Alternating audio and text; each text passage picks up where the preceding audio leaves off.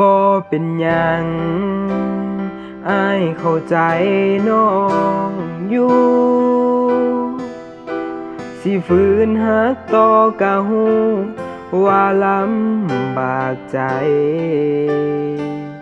มื้อนี้เขาก็เข้ามา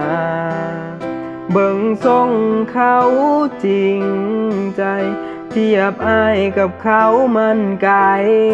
เข้าใจน้องลาหากสิดึงเจ้าไว้หูอยู่ว่าต้องมีมือนั้นมือที่เฮาเลิกกันอ้ายพอเข้าใจ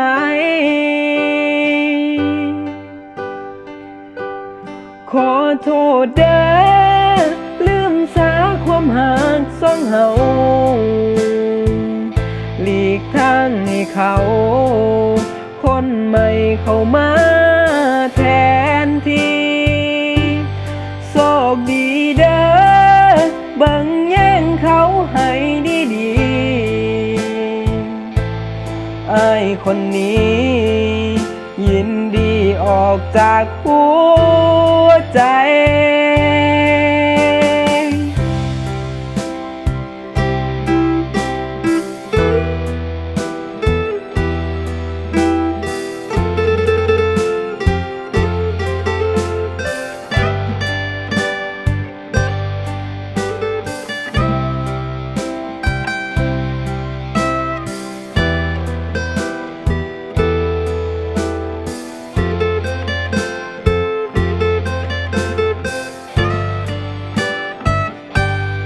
หักสันได้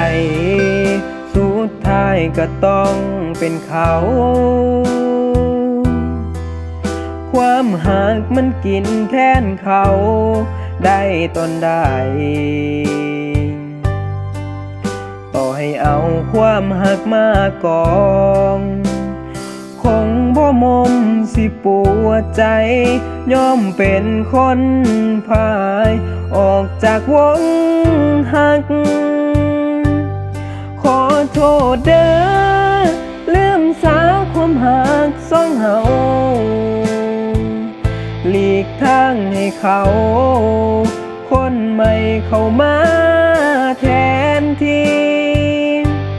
โชคดีเด้อเบิ่งแย่งเขาให้ดี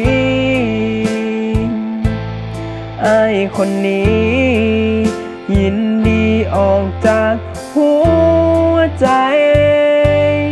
ขอโทษเด้อลืมสาความหักสองเฮาหลีกทางให้เขาคนใหม่เข้ามาแทนที่โชคดีเด้อลืมสาความหักที่มีอ้ายคนนี้ยินดีออกจาก